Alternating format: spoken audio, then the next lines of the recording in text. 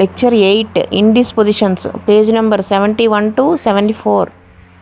With each other, they are kept in continuous order.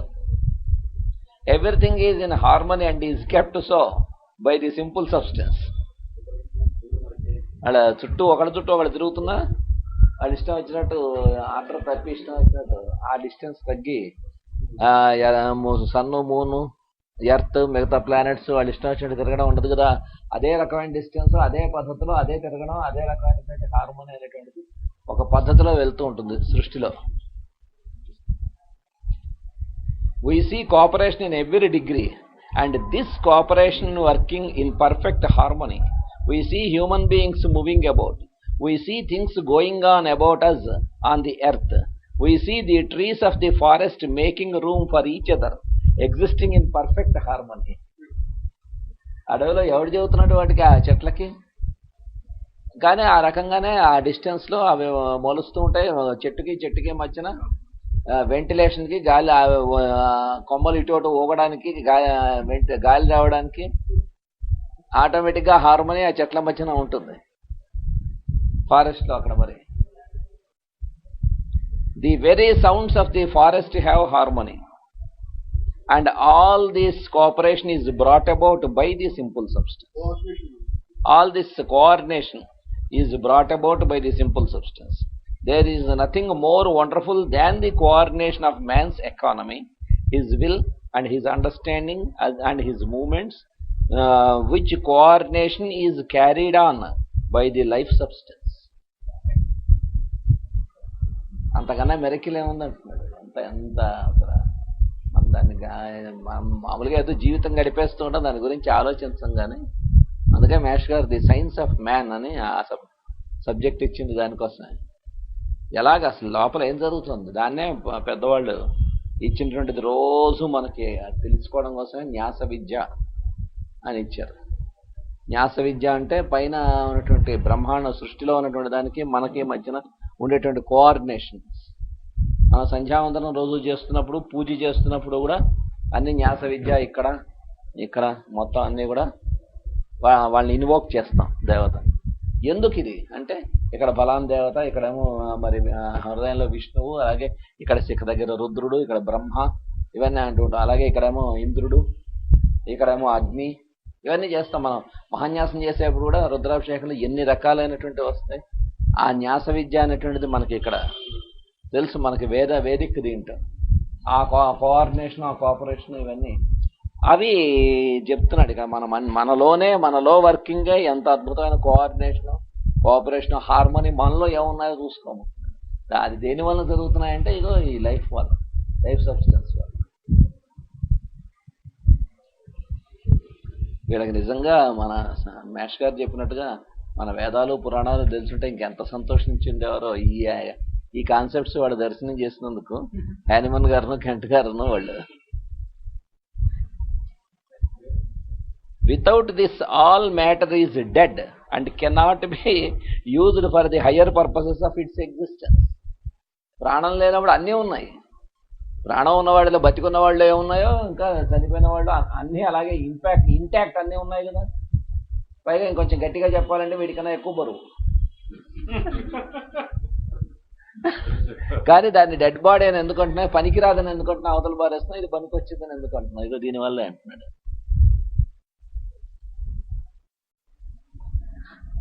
By the aid of simple substance, the divine creator is able to use all created beings and forms for their highest purpose. Matter is subject to reduction, and it can be continuously reduced until it is in the form of simple substance, but it is not subject to restitution. మొత్తం అంతా కూడా matter అంతా కూడా అలాగా కంప్లీట్గా reduction, atomic స్టేటు, మరి molecular స్టేటు అక్కడ దాకా కూడా వచ్చేస్తుంది. కానీ దానిపైన హయ్యర్ థింగ్ దాన్ని ఇంకోటి నడిపించింది, అక్కడ అవదు ఇవన్నీ. No substance can be returned to its ultimate form after it has been reduced to its primitive form. It is not in the power of man to change from first to last. That is, it is not in his power to ultimate the simple substance. ఏదైనా చేయొచ్చు. కానీ ఆ వెనకాల ఉండేటువంటి ప్రజ్ఞ అనేటువంటిది, ఆ శక్తి అనేటువంటిది ఏదైతే చెప్తారో అక్కడ దాకా తీసుకురావడానికి వీడికి సాధ్యం కాదన్న. ఇంతగా వీడు అన్ని దర్శనం చేయొచ్చు, యాటమ్స్ని దర్శనం చేయొచ్చు, అటామిక్ స్టేట్ తెలుసుకున్నాడు, న్యూక్లియర్ స్టేట్ తెలుసుకున్నాడు. ఇంకా అక్కడ ఏం నడిపిస్తున్నాయంటే ఆ వెనకాల ఉండేటువంటి వైబ్రేషన్స్ నడిపిస్తున్నాయండి. దాన్ని ఏం నడిపిస్తున్నాయంటే అక్కడ ఒక శక్తి తరంగాలు నడిపిస్తున్నాయి అన్నాడు. ఎందుకు నడిపించాలి అంటే అక్కడ వీడేం చేయలేడు. మరి మ్యాగ్నెట్లో మ్యాగ్నెటిక్ పవర్ ఎందుకు పనిచేస్తుంది, మరి కరెంటు తీగల్లో కరెంట్ ఎందుకు పనిచేస్తుంది, ఏమిటి కరెంట్ అంటే, మ్యాగ్నెట్ అంటే ఏమిటి, మ్యాగ్నెటిక్ పవర్ అంటే ఏమిటి, చాలాసార్లు మాస్టర్ గారు చెబుతూ ఉంటారు లెక్చర్స్లో. మరి మ్యాగ్నెట్కి దగ్గరే ఇనప ముక్క అనేటువంటిది మ్యాగ్నెట్కి దగ్గరలో పెడితే అది అట్రాక్ట్ చేసుకోవాలి, రిపెల్ చేయాలనేటువంటిది ఎలా తెలుసు మ్యాగ్నెట్కి? దాంట్లో ఆ పవర్ ఎవడిచ్చాడు, ఎలా, ఆ పవర్ అంటే ఏంటి డిఫైన్ చేయగలవు? డిఫైన్ చేయలేవు. జరుగుతున్నటువంటి యాక్షన్ని బట్టి మ్యాగ్నెట్ ఇలా చేస్తుందని తెలుసుకోగలవు. అలాగే ఎలక్ట్రిసిటీ అంటే ఏమిటి, డిఫైన్ ఎలక్ట్రిసిటీ అంటే చేయలేవు, దాని తాలూకు మేనిఫెస్టేషన్ ద్వారా తెలుసుకోవడం తప్ప.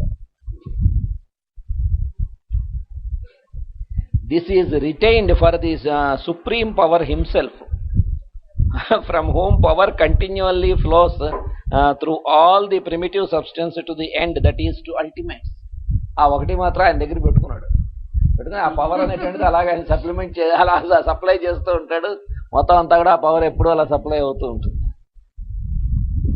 Now do you begin to see that the thing that does not start from its beginning with a purpose is not a thing, or to put it another way, what makes anything a thing is because of its purpose or ultimate, which is use, and there is never created a thing without a purpose. కాబట్టి సృష్టిలో ఏదైనా సరే సృష్టించబడిందంటే దానికి ఒక purpose ఉంటుంది. Purpose ఉండబట్టే అది సృష్టింపబడింది. ఏ purpose లేకుండా ఇది సృష్టింపబడింది అనేటువంటిది మాత్రం ఫాల్స్. మేష్ గారు కూడా చాలాసార్లు చెప్పారు. వీడి శరీరంలో వీడికి అపెండిక్స్ పనిచేయదు, ఇది ఫంక్షన్లెస్ అని తీసి పారేస్తారు. ఫంక్షన్లెస్ కాదు, function is unknown to man till today అని తెలుసుకోవాలి అసలు. నేను మొన్న ఈ మధ్య దాకా పీనియల్ గ్లాండ్, పిట్యూటరీ బాడీ, వాటి గురించి ఈ మధ్య దాకా ఒక 1 or 2 centuries క్రితం వరకు పీనియల్ గ్లాండ్ గురించి పాత బుక్స్లో మనం చూస్తే ఇప్పుడు ఇచ్చినవన్నీ ఉండవు. ఆల్మోస్ట్ ఫంక్షన్లెస్ అన్నట్టు ఇస్తారు. కానీ ఇప్పుడున్న బుక్స్లో ఏం తెలుసుకున్నారు, అది ఎంత ఫంక్షన్స్ చేస్తుందో మొత్తం తెలిసారు. దాని మీద డిపెండ్ అయినటువంటిది లేటెస్ట్లో తెలుసుకున్నారు. కానీ మొదట్లో ఏమి ఉండేవి కాదు. ఆ మొట్టమొదటి ఇంకా పాత బుక్స్లో చూస్తే మనకు తెలుస్తుంది.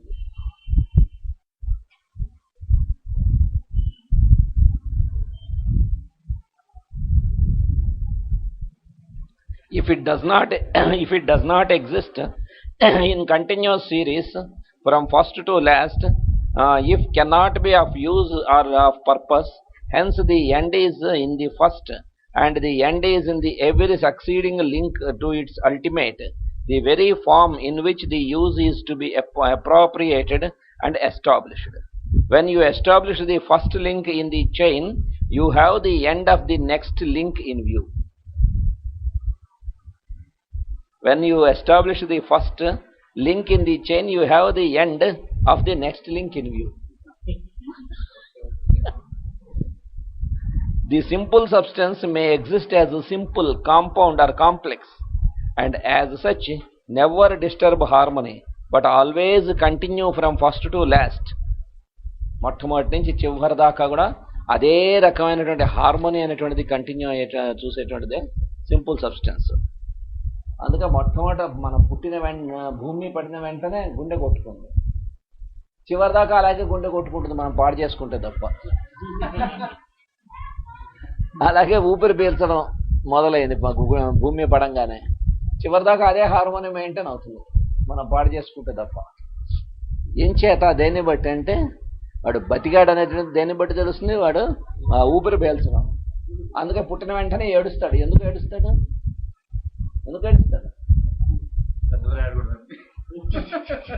పిల్లవాడు పుట్టిన వెంటనే ఏడవడానికి కారణం ఏంటి?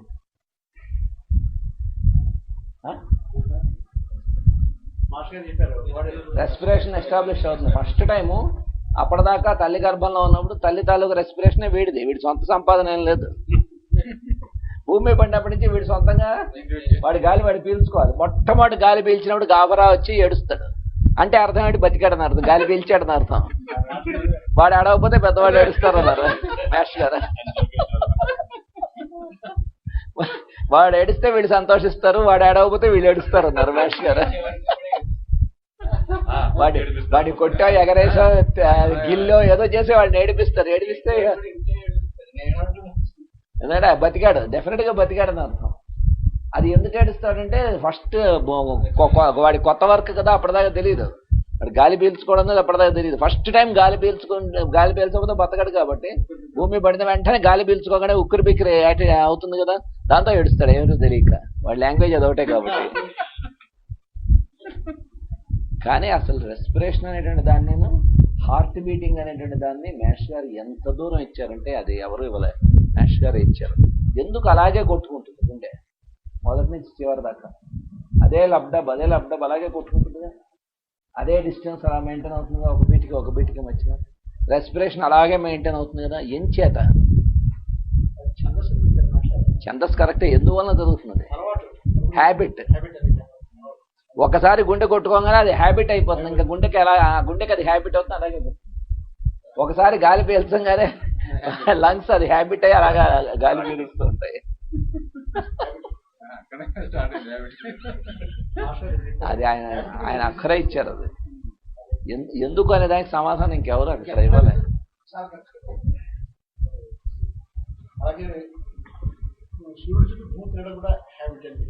అది ఇంకా చాలా మొత్తం అసలు సృష్టి రావడాన్నే హ్యాబిట్ గా ఆయన అభ్యాసమూర్తి అనే క్యారెక్టర్ లో ఇచ్చారు. పురుషమేధంలో అభ్యాసమూర్తి క్యారెక్టర్. అభ్యాసం అనేటువంటిది, అభ్యాసం ఒకసారి గుండె కొట్టుకుందంటే ఆ గుండెకి అభ్యాసం అయిపోయి చివరిదాకా అలాగే కొట్టుకుంటుంది. వీడు డిస్టర్బ్ చేసుకుంటే తప్ప, వీడి టెన్షన్స్ వీడు అక్కర్లేని పెట్టుకుని వాటితో వీడు డిస్టర్బ్ చేసుకుంటే తప్ప, లేదా వీడు ఆయా ఊపిరిని కూడా వీడు డిస్టర్బ్ చేసుకుంటే తప్ప, ఏదో ఆఫీస్ టైం అయ్యేదాకా వీడు లేచి తెమలకుండా లాస్ట్ మూమెంట్లో గబగబా తెమలేసి పరిగెత్తి బస్సు ఎక్కడం అవి చేస్తే డెఫినెట్గా వీడే ఊపిరి డిస్టర్బ్ అవుతుంది.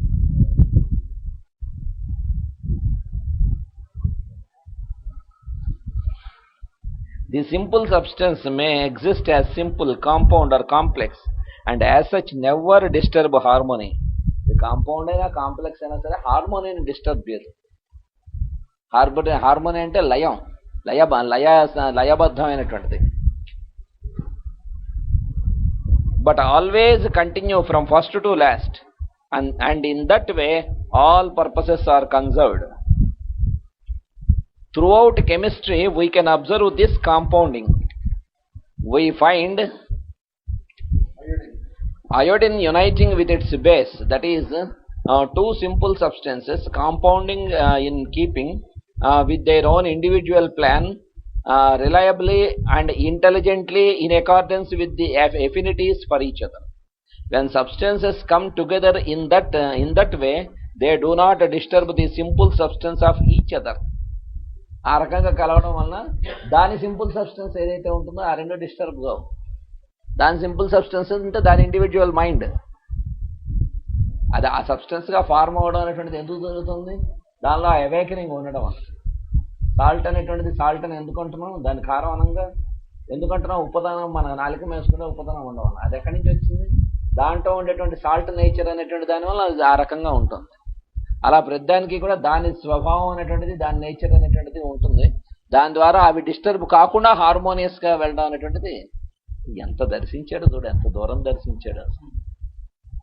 When substances come together in that way, they do not disturb the simple substance of each other. There is nothing destroyed. Each one retains its own identity. And they can be reduced again to their simples by reaction and reagents. అవి కలిసి ఒక chemical ఫార్మ్లో form అయ్యి బాడీలో మనకి నడిపిస్తూ ఉంటే అన్ని form అవుతూ ఉంటాయి. కానీ అవి డివైడ్ చేస్తే మళ్ళీ దేనికి అదిగా అయిపోతాయి, అవిగానే ఉంటాయి. ఒక హైడ్రోజను ఆక్సిజను కలిస్తే కొన్ని కాంబినేషన్స్లో ఏర్పడుతుంది. అది మళ్ళీ విడిపోతే మళ్ళీ దేనికి అదిగా విడిపోతాయి. Now all of these enter into the human body, and every element in the human body preserves its identity throughout, and wherever found can be identified. Such combination, however, merely represents a composite state. బాడీలో ఎక్కడ చూసినా సరే బాడీలోకి ప్రవేశించాక వాడి test చేస్తే మరి nitrogen అంటే నైట్రోజన్గానే కనిపిస్తుంది వాడికి. యూరియా నైట్రోజన్ యూరియా ఇవన్నీ అలాగే కనిపిస్తాయి. మరి దాంట్లో కాల్షియం కనిపిస్తుంది కదా టెస్ట్ చేస్తే. మరి కాల్షియంకి టెస్ట్ చేస్తే దాంట్లో ఒక పొరపాటున కొంత నైట్రోజన్ కనిపిస్తుంది, కాల్షియమే కనిపిస్తుంది. But when these composite substances and simple substances are brought into an additional condition, that is, when they are presided over and dominated by something, they may be said to enter into a very complex form, and in the body a life force keeps every other force in order. Dynamic simple substances often dominate each other in proportion to their purpose, one having a higher purpose than another. This vital force, which is a simple substance, is again dominated by another simple substance still higher, which is the soul.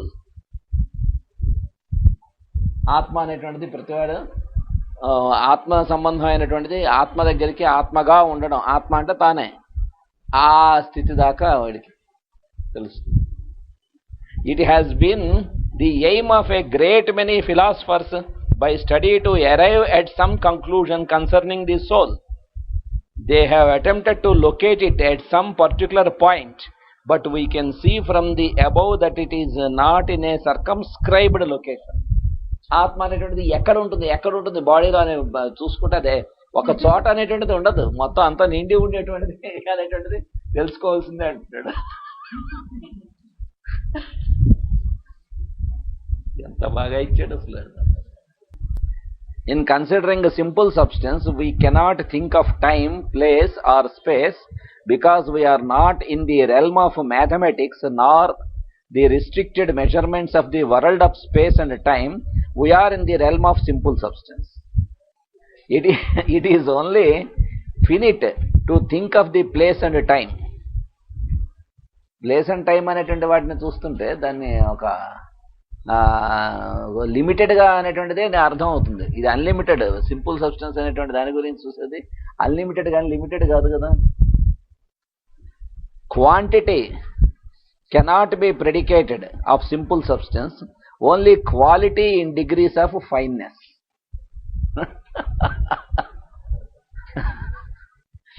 Quantity cannot be predicated of simple substance, only quality in degree of fineness. We will see the importance of this in its special relation to homeopathy by using an illustration. When you have administered sulfur 55 m 50 m 55 m in frequent doses, in infrequent doses, and find it will not work any longer, you give the CM potency and see the curative action taken up at once. Do we not see by this that we have entered a new series of degrees and are dealing entirely with quality? దాని క్వాలిటీతో deal చేస్తున్నాడంటే అక్కడ అర్థం కావటం లేదా అంటున్నాడు. Quantity of medicine కాకుండా quality of మెడిసిన్తోనే అక్కడ డీల్ చేస్తున్నాం. అంటే సింపుల్ సబ్స్టెన్స్ ఆఫ్ పర్సన్కిను సింపుల్ సబ్స్టెన్స్ ఆఫ్ మెడిసిన్కి ఆ రెండింటికి మధ్యన దాంతో డీల్ చేస్తున్నాం. The simple substance also has adaptation. At this point, man's reasoning comes up, leading to false conclusions from appearances, so that he has accepted what is called the environment theory. Environment థియరీని ఎంతవరకు correct అనేటువంటిది ఒక కొంచెం limited అనే చెప్పారు master. Environment చుట్టుపక్కల ప్రభావాన్ని బట్టే ఏమిటోనండి, చుట్టూ ఉన్నటువంటి ఫ్రెండ్స్ వల్ల వీడు పాడైపోయాడు. చుట్టుపక్కల ఫ్రెండ్స్ వల్ల ఎప్పుడు పాడవాడు, వీళ్ళ లోపల పాడైపోయేటువంటి గుణం ఉంటేనే వాళ్ళతో పాడైపోతాడు కానీ, లేకపోతే అది లేనటువంటి వాళ్ళ మధ్యన పడేసినా వాడేమవుతున్నారు. అట్రాక్ట్ అవడమే కాదు, వాళ్ళ మధ్యన ఉన్నా కూడా వీడిలో ఆ గుణం ఉంటేనే వాళ్ళ ఇన్ఫ్లుయెన్స్ వాడికి ఉంటుంది.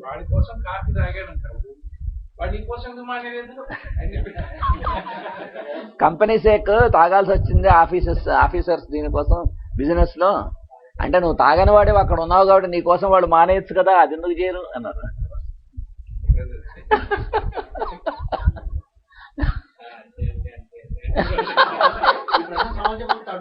ఎందుకంటే ఇప్పుడు నేను నాకు తాగాలని ఉంది, తాగాను అని చెప్పడానికి చెప్పలేడు ధైర్యంగా.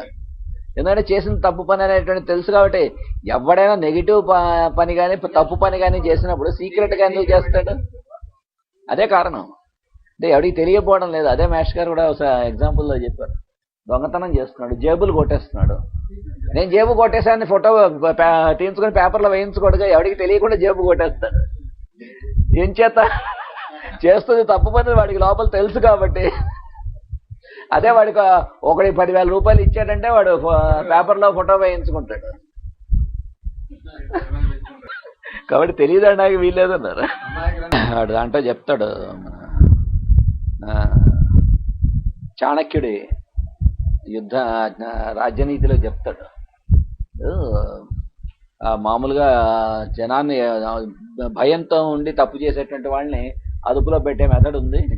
ఆ మెథడ్ చేస్తే చాలా మంది భయపడి మానేస్తారు ముందు చెడ్డ పనులు చేయడం అంటాడు. ఏంటంటే ఒక మ్యూజియం పెట్టమన్నాడు, కాళ్ళు చేతులు నరికేసి అక్కడ పెట్టమన్నాడు. వీడిలాగా ఆ కాళ్ళు చేతులు అక్కడ డిస్ప్లే చేయమన్నాడు. ఏంటంటే ఇగో వీడి పని చేసేవాడు చేతులు తీస్తాం, వీడి పని చేసేవాడు కాళ్ళు తీస్తామని పెట్టమన్నాడు. ఎవడివి తీసేలే, శవాలతో మాట్లాడి ఆ శవాలు తీసి అక్కడ పెట్టాడు. ఎవరిని ఏం చేయలే. ఈ డిస్ప్లే వల్ల చాలా మంది వీక్ మైండెడ్ వాళ్ళు చెడ్డ పని చేసేవాడు మానేస్తారు. ఎవడైతే వీడికి వెనకాల స్ట్రాంగ్ ఫెలో ప్లాన్డ్గా చేస్తాడో ప్లాట్ వేసి వాళ్ళని దాగి బారేమన్నాడు. వాళ్ళు ఉండేది వేళ మీద లెక్క పెట్టేవాళ్ళే ఉంటారు మొత్తం అంతా రాజ్యం మొత్తం మీద. వాళ్ళని జైల్లో పడే లేకపోతే వాళ్ళని లాగి బారే అన్నాడు. తెస్తే అసలు ఇంకా రాజ్యంలో గొడవలు ఉండవు అన్నాడు. మరి ఇప్పుడు జరిగేవన్నీ అంతే కదా, పెద్ద పెద్ద ఈ గొడవలు ఇవన్నీ కూడా వాటి వెనకాల ఉండేవాడు ఎవడు పోలీసులకి దొరకడు, జైల్లోకి వెళ్ళడు. ఈ ముందుండే ఆవేశంతో అరిచేవాళ్ళని అరెస్ట్ చేసి ముట్టుకుపోతూ ఉంటారు.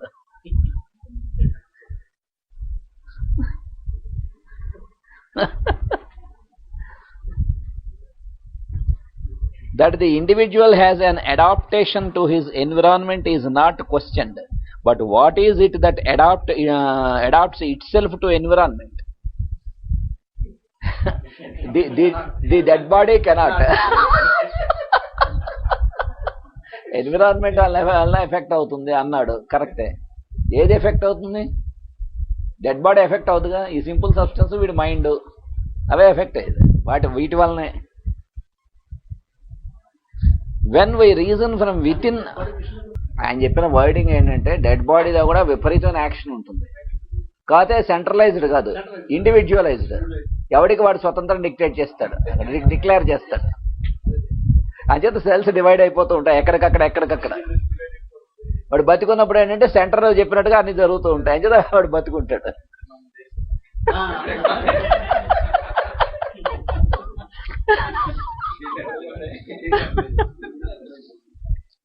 When we reason from within out, we see that the simple substance adapts itself to its surroundings and tends to adapt its house to the surroundings, and thus the human body is kept in a state of order in the cold or in the heat, in the wet and damp, and under all circumstances. And under all circumstances. అన్నిట్లోనూ కూడా మరి వీడికి లోపల ఉండేటువంటి ఆ simple substance life అనేటువంటిది ఉండబట్టే ఆ మొత్తం అన్నిటికీ కూడా మరి బయట చల్లగా ఉంటే వీడికి మరి ఒళ్ళు చూస్తే వెచ్చగా ఉంటుంది వింటర్లో. అలాగే బయట అంత వేడిగా ఉన్నప్పుడు వీడికి చెమట బట్టి ఒళ్ళు చల్లగా ఉంటుంది. ఈ అడ్జస్ట్మెంట్స్ ఎందుకు అవుతాయంటే ఆ లోపల వాడు చేసేటువంటిది. The surroundings themselves produce nothing, are not the causes, they are only circumstances.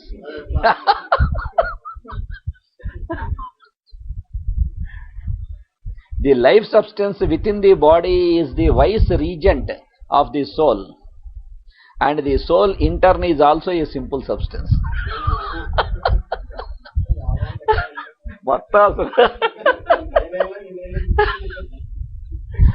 All that there is of the soul operates and exists within every part of the human body, and thus it is that simple substance acts as a vital force.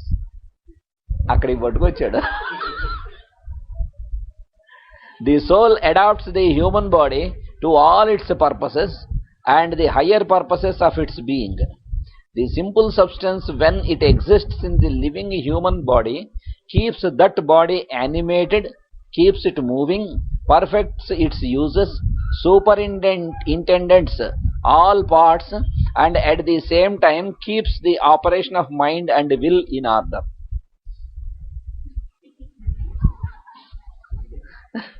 Let any disturbance occur in the vital substance, and we see how suddenly incoordination will come. అక్కడ ఏదైనా తేడా వస్తే అన్ని కోఆర్డినేటెడ్గా జరుగుతున్న వాటిలో తేడా ఎలా వస్తుందో వెంటనే తెలిసిపోతుంది అన్నాడు. There is a harmonious cooperation when the vital substance is continued in its normal quality. అంతేగా నార్మల్గా ఉన్నప్పుడు మొత్తం అంతా కూడా శృతిబద్ధంగా లయబద్ధంగా ఉంటుంది, harmonious. That is, in health, what is more perfect than the human body in health, and what evidence have we any greater wreck that the human body when it is than the human body when it is not in health. We see also that this vital substance, when in a natural state, when in contact with the human body, is constructive. నార్మల్గా ఉన్నప్పుడు బాడీతో చేసి work చేసినప్పుడు కన్స్ట్రక్టివ్గా ఉంటుంది. లేకపోతే మరి ఇవన్నీ ఎలా నిలబడతాయి? బాడీలో పార్ట్స్ ఎలా కట్టుకొస్తాయి? ఇన్నాళ్ళు ఎలా నిలబడతాయి? ఆర్గాన్స్, టిష్యూస్ ఫార్మ్ అవడం, ఎనబాలిజం, కెటబాలిజం ఇవన్నీ జరుగుతూ ఉండడం, ఇవన్నీ దేని బట్టి జరుగుతాయంటే అది కన్స్ట్రక్టివ్ కాబట్టి. It keeps the body continuously constructed and reconstructed. But when the opposite is true, when the vital force from any cause withdraws from the body, we see that the forces that are in the body being turned loose are destructive. When these forces are not dominated and controlled by the vital force, the body tends to decay at once. అప్పుడేగా మరి పూర్తిగా కుళ్ళిపోతుంది body. So we see that the vital force is constructive or formative, and in its absence there is a death and destruction. If we examine the very simplest form of living organism, the placent body, we will observe that it has the essentials of life, has everything in it that the very highest order of life has. It has the properties and qualities of the life substance of man and animals. It reproduces itself, it moves, it feeds, it is endowed with influx, and lastly it can be killed. Anta ayipeka. Now when you have said these things, you have predicated much of the vital substance, or the highest and of the lowest. It asserts its identity, it moves and feeds, it propagates and can be killed. It does not sustain its identity by chemical analysis, because when it is chemically analyzed, it is no longer protoplasm. అక్కడ దొరికేది కాదంటున్నాడు chemical analysis లో. Protoplasm is only protoplasm when it is living. Chemically, all there is to be found of protoplasm is carbon, oxygen, hydrogen, nitrogen and sulfur. But the life substance cannot be found.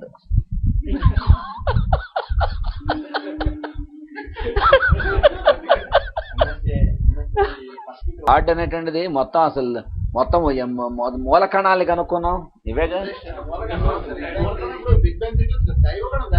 దైవ కణం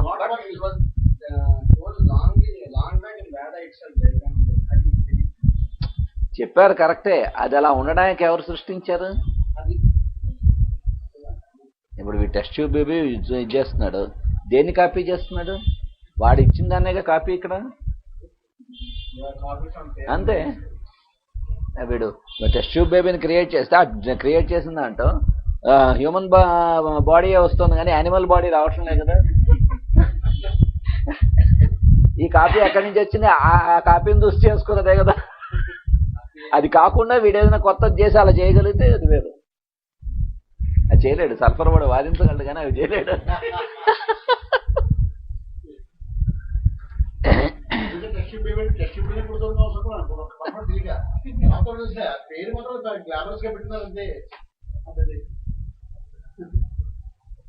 You put together 54 parts of calcium, 21 of oxygen, 16 of nitrogen, 7 of hydrogen and 2 of sulfur. And what do you suppose you will have?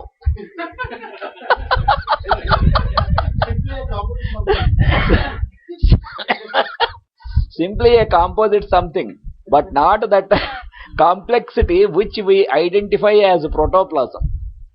In analyzing the protoplasm, what has become the life force? There is no difference in weight or after death.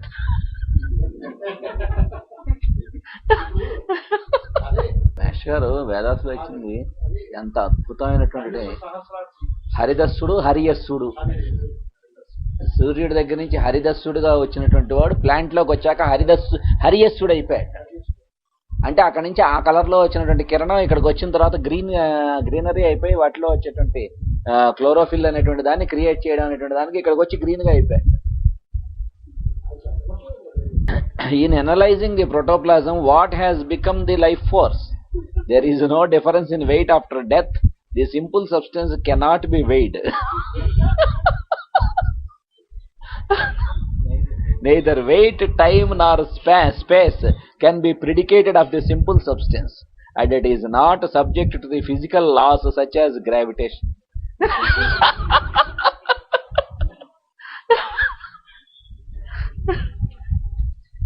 ఎంత అద్భుతంగా ఇచ్చాడు అసలు. మాకు philosophy lecturer 2 years కూడా ఆయన ఏంటంటే చక్కగా ఆ సర్కార్ కామెంటరీ ఉన్నటువంటి బుక్ ఉండేది, fifth edition, fifth and sixth edition, ఇలాంటి బుక్. ఆ క్లాస్ అంతా ఏంటంటే వచ్చి కూర్చుని అది చదవడం, ఎక్స్ప్లెనేషన్ చెప్పడం అవి ఏమీ లేదు, అది చదివేయడం అంతే.